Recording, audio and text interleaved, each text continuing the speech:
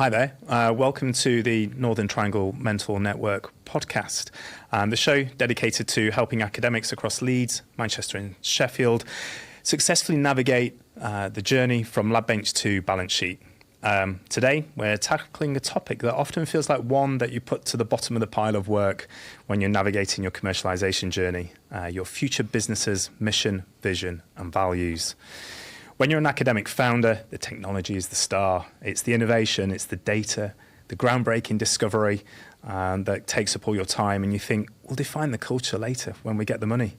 But what if we said that clarity on your mission, vision and values isn't a nice to have, but actually one of the most crucial, free and easy tools to have that you have to stay focused, orient resources in the most productive way, and to inspire and align your team. It's the DNA of your spin-out. Defining why your business exists at the very outset is crucial. Get it right now and it will guide your business through every challenge. Get it wrong and you risk costly culture clashes, losing your focus and even alienating the very first team members who believed in your research. Today, thrilled to be joined by Carl Stanton from Trove Ventures, who works with early stage businesses across a wide range of areas, including defining those crucial components of mission, vision and values. Carl, welcome to the show. Hi Ken, thanks for having me. No problem. First, tell us a bit about yourself and how you came to set up Trove. Brilliant, thanks Ken. So a bit about myself. I've had a fairly varied career. I set up Trove about a year ago, just over a year ago. And that was off the back of working in a tech startup the last few years, based in Sheffield. I was employee number 4, I think it was. Joined a founding team, one of them who is now my business partner, who was really values, vision, mission driven led business, and it's what attracted me to join them in the first place. But we grew the business from sort of pretty much zero when I was there. I think we had about a potential 5 trial drivers. It was an EV business, so we were all about drivers, and we grew it. It was sold back in February 23, and I worked in the corporate after that for a couple of years, and then decided it was time to come and do my own thing, which is where Trove came from. Prior to that, I worked in the drinks and wine industry for a very long time, predominantly in sales. But funnily enough, as we get into that subject today, what has always moved me, motivated me, has always been that alignment with the business and their vision and mission. And I spent quite a long time realizing why I had particular affinity for different businesses I was in, yes, it's all to do with that vision, mission and values that the business lives by, breathes by and exhibits. So I guess let's begin at the start, really, like the basics. People have probably heard about mission, vision and values. They've probably heard companies talking about their sort of their values, or heard about mission statements, but what actually are they? Like, what's the difference between them? Because I know there's definitely overlaps, and they feed into each other. Yes. But kind of like, what are the fundamentals? In the simplest possible terms, I think you go with your vision is, where do you want to be? You know, what's the thing that you want to see the world like? The mission is what you're going to do to get there. And your values are how you're going to behave on that route. So I like to think about it. I'm a big outdoors fan, right? So I love the mountains, I love the hills. So I always like to think about it in terms of map, compass and route. You know, you've got your destination, which might be, I don't know, let's use a local example, something like Ingleborough up in the New Yorkshire Dales, right? That's where you want to be. Your map, you can see that, and you can plan your route to get there, and your compass is how you're going to get there on the way. So that's kind of your real basics. If you utilise some businesses that I think lots of people will know, so something like Amazon, you know, their vision, they want to see a world where anybody can access anything and search for anything online, anything they might want to buy online. I mean, paraphrasing here. Their mission is to be the most customer-centric business in the world. I think they call it Planet Earth as well, so you can kind of see the reference points. And then their values, there's actually about 12 or 13 different values, and they range everything from sort of are right a lot, customer obsessed, all sorts of different things. It's really clear, and I think everyone understands what type of business Amazon is. You can, if you want to get hold of something today, tomorrow, you go to Amazon. You don't necessarily go to Amazon because you love what they do, or you really buy into. Do you know what I mean? You don't go, oh, that business is really close to my heart, but if you want service delivered on time, at the right price, etc., you go to Amazon. And if you flip that to something like Patagonia, which and I use these examples all the time, Patagonia is much softer, but it's no less clear. Their vision is, again, something like they want to see a world where the planet is thriving, not just surviving, but thriving. Right? Their mission is, and again, it's something along the lines of to build a better world every single day. And then their values are really created around there's an activism one, do the right thing, don't cause unnecessary harm. Innovate, so that you can kind of really clearly see where they're coming from with their values. So I think from the outside, the vision is this glorious picture, but when you're inside those businesses, it's really, really clear how you're going to operate and what you're going to do and how you're going to get there. And then as a customer, you look at that and go, yes, I want to buy from that, or you know exactly why you're buying from that. Yeah, no, absolutely. I think Patagonia is a really good example as well. I know in a previous life of working in the accelerator world, and Patagonia was always one of the ones that we would reference, also showing how being mission driven doesn't necessarily mean that you have to be a social enterprise. No, and the fact that we always used to use this sort of profit was the fuel for your fire. But it was focusing in on the fact that you were mission driven. You were very clear and precise on why you existed, and what you were hoping to achieve, and not necessarily just always focused on the bottom line. No, And I think the really interesting point is that there's no right or wrong answer. You might get into business because you have a real specialism, or you have a real niche that can have a huge impact, and you might want to see that impact laid out in the world. You might get into business because you see an opportunity and you do want to make a lot of money. There's nothing wrong with that. But how that plays out and how that kind of is you tell that story, I think, is the part that's really, really important. And it will attract the right investors, the right customers, the right people to work with along the way. Because if you don't share that vision, that mission, those values, that's when things start to grate against each other. You know what I mean? I think it's such an important part of any business, and it just really creates the identity. And I think that kind of leads me to my next question. What are the risks if you don't do this as early as you can? It's it should be there alongside your business plan. It should be there alongside your forecast, your route to market. All of sort of your go-to-market strategy, things like that. I've always felt it's not something that can be retrofitted. No. You can't sort of suddenly go, oh, why are we doing this again? Like sort of 2 years down the line kind of thing. So are there risks if you don't sort of put this in as early as possible? And on your retrofit point, I think businesses do, and that's when you get the values mug. Yes. Sitting in the kitchen with innovate and all that posters kind of on the corridors and things like that. Just to remind us what our vision, our values are. I think the biggest risks are that when you're really, really early stage, you get pulled in so many different directions. you're dealing not just from an academic perspective. You're now not just dealing with your research anymore. You're going to be dealing with how to raise funds. You're going to be dealing with investment. You might get to a point where you're dealing with payroll or managing a team or marketing or sales. All these things that you've never ever thought about before.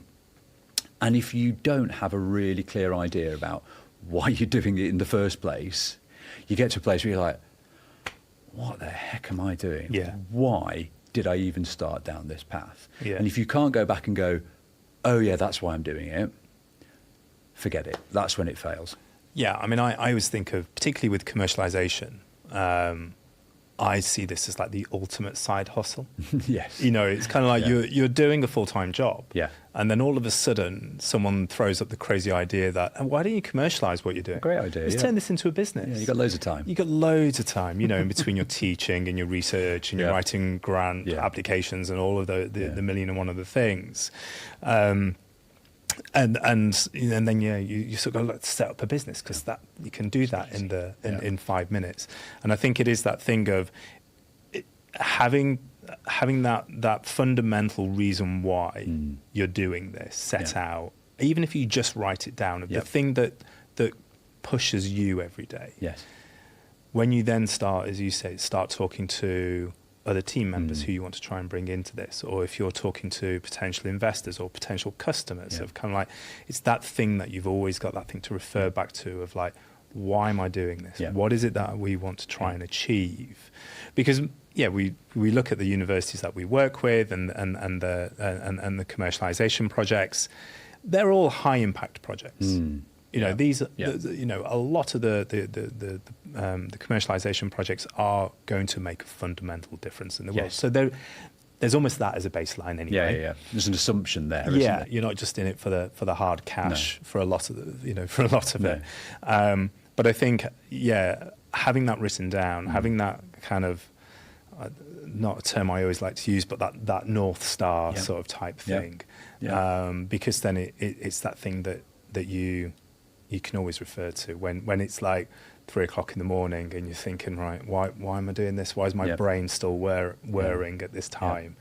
Actually, you know what it is that you're doing, and if you believe it, it makes it a lot easier to convince everyone else who's around you. Yeah, it makes the hard times manageable and the good times even better. And I would, you know, I'm not an academic. I never have been an academic, but my hunch would be the vast majority of people who get into academia and research is because they truly believe in the subject that they are researching or working in. And ultimately, to have that research make a bigger impact on the wider world has got to be the end goal, right? You're not just researching it for the sake of it. Yeah. You know, I mean, maybe there are some people who are doing that, but I don't think there's many people who have been engaged in a commercialization journey who've gone, you know what, I don't want to take my research and give it a bigger impact in the world. I'll just keep it to myself and then that'll be it. Yeah.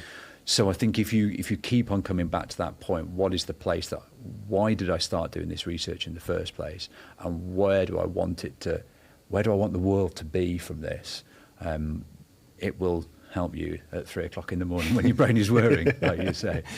Yeah, I think, and it's something you mentioned earlier, is it helps you sort of cut through a lot of that noise. There is a lot of new things that you're having to deal with, and potentially as well other opportunities that are sort of shown to you. As a potential, you know, what about this market or this thing, or you know, and I think, and again, I begin to sort of get your thoughts on that. Is kind of like, it cuts through that noise, but also it helps you stay in tune with your focused, and it can be very easy to be led down different paths, and I think of one of our recent sprints where we had a Spinout founder sort of talking about their journey, and they were thinking about licensing their technology, and the customer that they were looking to sell this to, it just didn't fit with what they were set out to achieve. was going to be achieved through that license deal. And so they decided to spin out and go down a potentially harder and certainly slower route, because it was in therapeutics. So you're talking like tens, if not hundreds of millions of pounds of investment to get a product to market, never mind actually achieving what you set out to do. But the fact that they'd had those values and that mission and vision in place that made them go, no, that doesn't work. No. That doesn't sound right. And have you seen those kind of sort of things before, like, you know, of like businesses where you kind of like, there is an opportunity that looks really good, but it just doesn't fit? 100%. I think that's probably the best example that you can use, you know, where you've got a way of out, a way out as such, okay, but it's not aligned with A, the impact that you think the business could have, or B, the values that you set the business up in the first place, or how you want to operate in this world. From a personal perspective, it's helped me make decisions on changing jobs, changing career, because I've gone back and said, well, what does that, you know, I have personal values and personal, you know, goals within my life. And then if they align with businesses that I want to go and work with, then it's easy for me to make that decision to go, yeah, okay, let's go and do that. Is there risk? Yeah, there is. But I feel far more comfortable taking that risk because of this. And it's exactly the same within a business. If you see an opportunity that you could take, but does it get you towards the vision? Is that aligned with what we do on a daily basis and how we do it? If it's not, then it's quite an easy decision to make. Don't do it. Yeah. Stick clearly. And I think there's a couple of points that it happens quite regularly. Sort of after 1 or 2 years of businesses that either have spun out or you know, just been set up and they've grown from nothing. And you get to kind of the really hard point where you might have taken some investment, you've got some customers, but there's a plateau, and you go, what am I going to do now? I need some more. And there's like an easy opportunity over here, or there's a pivot over there, or you know that there's hard work to do to get to the place you want to be. It just helps you clarify that. And when we were at MENA, there was a couple of opportunities where actually we got some grant funding to do some sort of Innovate UK stuff. And we were fundamentally an electric vehicle charging business. We paid electricity suppliers for charging fleet vehicles at home. But there was an opportunity with apartments, and it looked really good. And we got, I think it was about 100 grand's worth of Innovate funding. So we went off down this track, and then ultimately it just ended up taking so much resource to satisfy the grant funding and to satisfy this distraction that we got away from our original mission of, you know, electric vehicles, zero emissions, you know, by 2035 or whatever we saw in the world. And we had to say no. We had to kind of move back and go, no, that's not, it's just distracting us. It's causing more work than it's worth. Yeah. And if you don't have that clear grounding, A, you can't make that decision, and B, the biggest risk is that you end up going off in so many different tangents that you don't get traction in any of them. Yeah, no, absolutely. And I think, again, one of the things that I hear on a fairly regular basis through our mentoring program and things like that is about how we're trying to keep the academics kind of focused on one particular thing, like focused on that beachhead market. You know, yes, we know that there's multiple applications and it can cut across so many different verticals and all these things, but like just hone in on one, prove it, prove the concept, prove that it works, prove that the market wants this and that there are people, you know, you've got customers out there, and then go and do that. And I think, again, having that, as you say, having your mission and vision in place helps you do that as well. Because you don't want to be scattergun, because I mean, if you are, investors won't invest in you because they're just going to be like, you can't focus, you're too out there. You're like, I need someone who's going to be laser focused on this particular thing, go and deliver it, and then what happens after that? Brilliant. But you know, and similarly, customers would be like, who are you? What do you do? I can't quite get what you're trying to do here, what you're trying to sell to me. You just made me think of it as well, though, but on the flip side to what we just said, having a vision and having a mission are so powerful, but it also allows you to change how you're going to get there necessarily if you need to. Yeah. If you see a vision in the world, there are multiple different ways of tackling that. So it can allow you to pivot and to make a move if it's necessary, if the marketplace changes or whatever that is behind it, without sacrificing where you need to go. It allows you some flexibility. Yeah. You know, because there's always multiple different ways of getting there, and it's you have to assess which is the right way at that point in time. Yeah, I think that's a really good point. I think it's not that this has to be set in stone forever. No. And you know, you will have that vision, that thing you want to achieve. And yes, there'll be different ways, and so that particularly the mission can change. Yes, it can. Yeah, you know, and it is about understanding when to react and when to move away from it. Yeah, I mean, with any aspect of business, it's kind of like just don't dig your heels in on. You've got to be stubborn. Yeah, unless that's one of your values. Stubbornness. Yeah, like we're never going to shift. I mean, that could be Amazon, or you know, are right a lot, which is essentially stubbornness. You know. Yeah. No. But I think it's knowing when to, as I say, when to pivot, when to be agile and move with the markets and things like that. And like, what are the principles that you live by? Really. And so, kind of like how can those values help that kind of transition? You know, from an academic perspective, you know, because your values are probably discovery. You know, that is probably a key one. When you're in an academic perspective, but as we were just saying, you want to have a beachhead. You can't just continue just doing loads of research and development and things like that. That will come, but you need to sort of have that focus.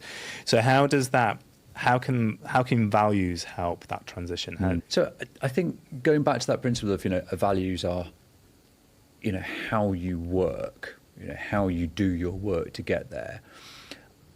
One of the easiest ways of sort of thinking about this is actually, let's say you're a sole founder, sole academic at this point in time, and you're really early in that commercialization journey.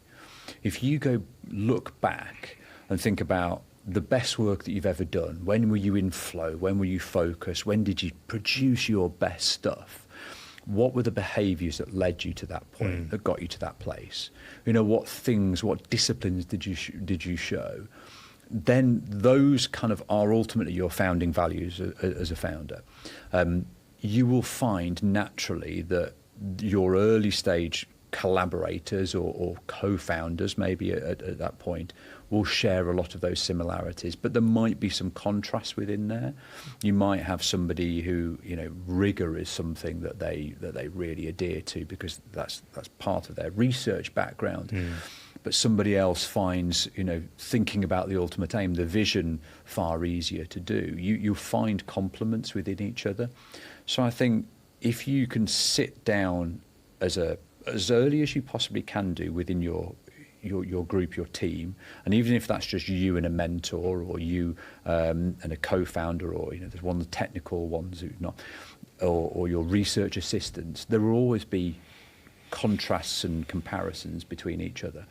Pull that into groups and themes.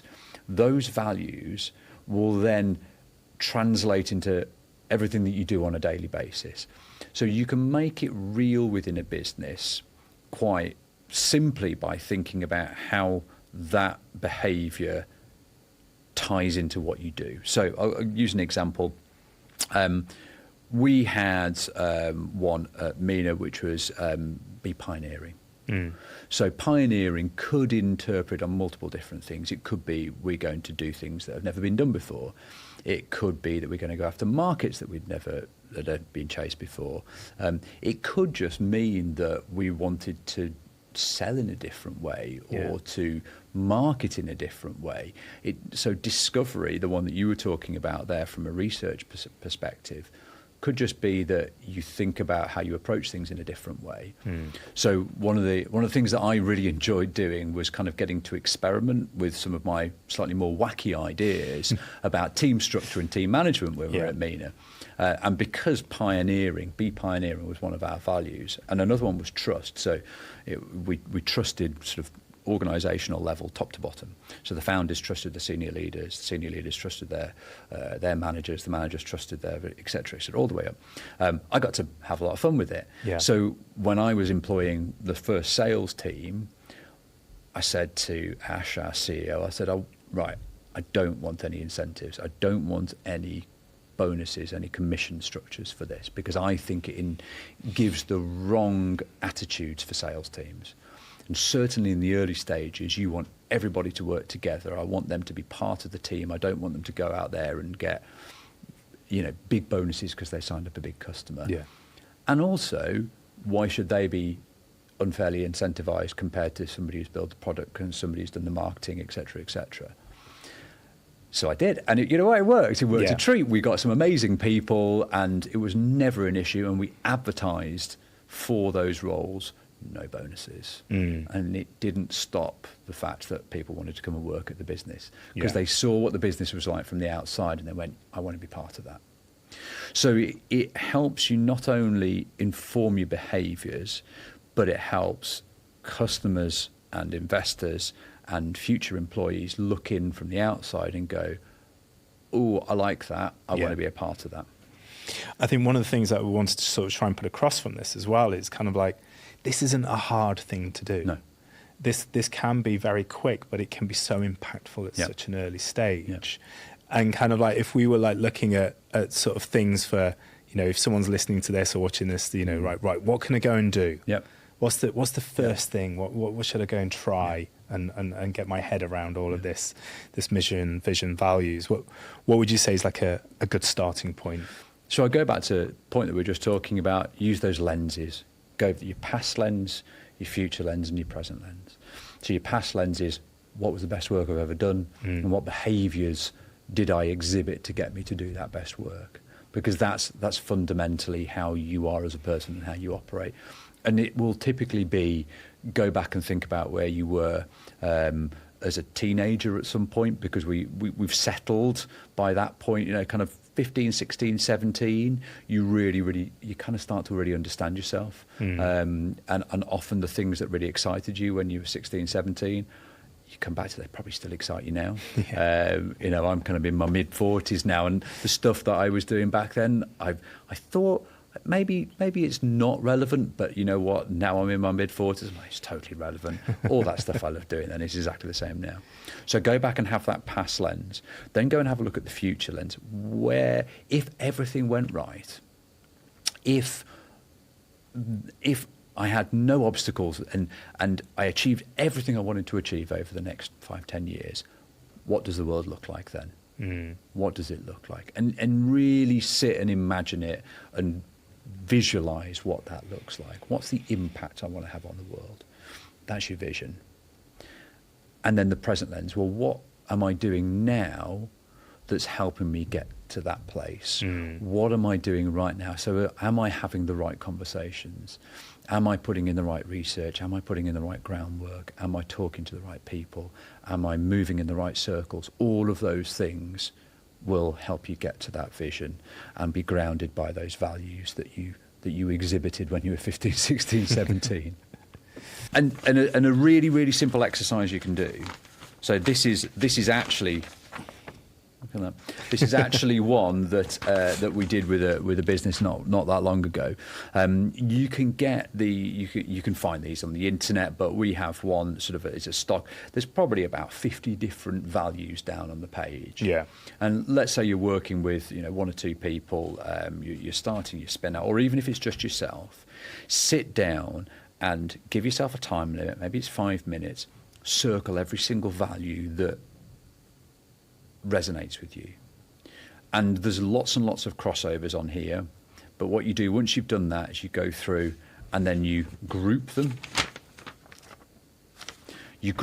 into areas. So we did this with a business, and I thought, you know what, it's going to be a good exercise for me to do it again, which I did. And the ones that came up, which kind of, I knew these were kind of my values here, but I've got growth, impact, integrity, and balance. Those are all of the things that I circled could be pigeonholed into one of those 4 areas. And those are the things that I love. And if I go back to when I was 15, I love learning. I always have.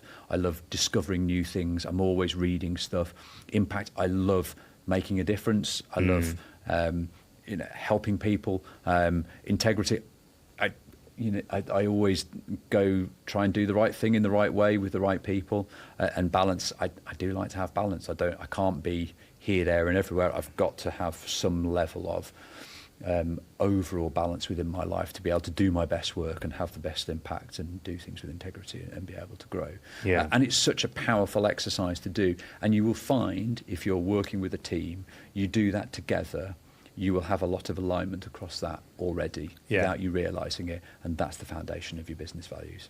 No, absolutely. I remember doing a similar exercise at a previous company that I worked at, and we did this, because we were teaching the companies that were coming through our accelerator about mission, vision, and values, and we were kind of like, well, let's do this, do it ourselves. Let's do it ourselves. Let's find out about why we're here, like why as individuals have we come to work in this business? Why did the founders set it up? And the crossovers were just, I mean, it was ridiculous. Like, it was, there were no outliers in terms of what their values were. And I think it's a really good exercise, and and you can do it from a personal perspective. It doesn't always have to be in that commercial setting, but I think it is really powerful. But as you say, really quick. It is. This is 10 minutes. Maybe 20 if you've never done anything like this before. Maybe 20 minutes, and you've got the foundations of how you're going to operate and how you're going to work, and that's such a powerful thing to have. And I go back to the point, and I think it's one that's overlooked more often than not, but future customers will see those values.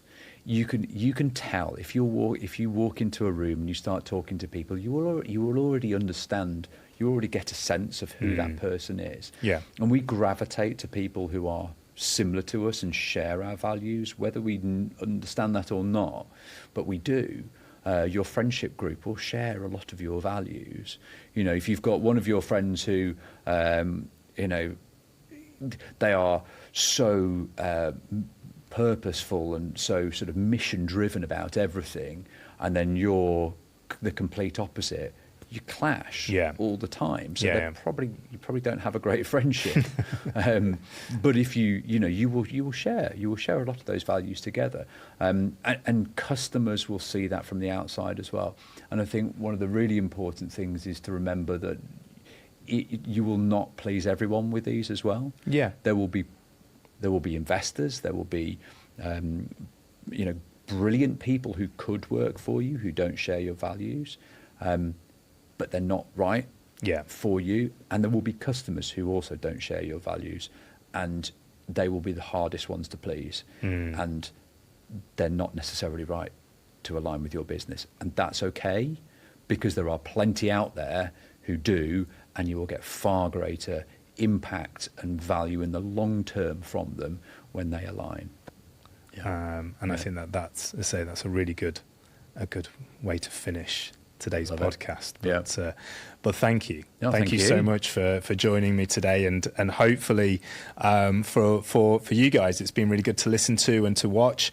We will continue with our podcast series as we go forward, delving into various topics and challenges that you guys are facing on a daily basis, and hopefully tap into our great mentors' minds to sort of give you some of the answers going forward.